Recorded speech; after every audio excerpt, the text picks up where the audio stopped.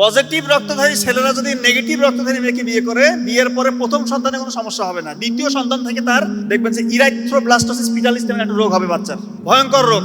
আপনাদের এখানে পজিটিভ রক্তধারী কারা কারা আছেন? পজিটিভ রক্তধারী মানে A positive, B positive, almost 95%। Negative রক্তধারী যে মেয়েরা আছে, পারতপক্ষ চেষ্টা করবে আপনারা তাদেরকে বিয়ে না করার। মানে এটাকে আমি এমনি এমনি বলতেছি, আপনারা তো বিজ্ঞানের ছাত্র না সবাই। পজিটিভ রক্তধারী ছেলেরা যদি নেগেটিভ রক্তধারী মেয়েকে বিয়ে করে, বিয়ের পরে প্রথম সন্তানে কোনো সমস্যা হবে না, দ্বিতীয় সন্তান থেকে তার দেখবেন যে ইরাইথ্রোব্লাস্টোসিস পিটালিস নামে একটা রোগ হবে বাচ্চার, ভয়ঙ্কর রোগ।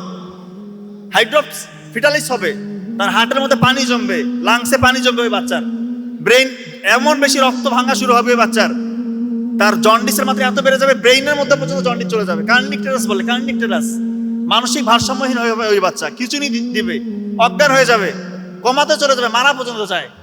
এবং ওই বাচ্চার খুব একটা প্রোডাক্টিভিটি থাকবে না।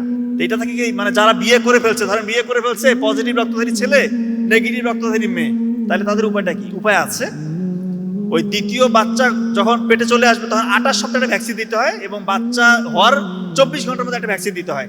তাহলে আল্লাহ চাহে তো সে অনেকটা সেফ গার্ডে থাকবে। তবে যেহেতু বিয়ের আগে একটা অপশন আছে, আপনার সম্ভব হলে এটা একটু এড়িয়ে চলবেন।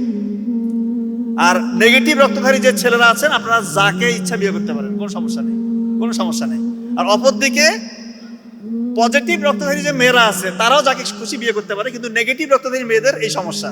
পজিটিভ রক্তধারী ছেলে, নেগেটিভ রক্তধারী মেয়ের বিয়ে হলে এই সমস্যাটা হয়।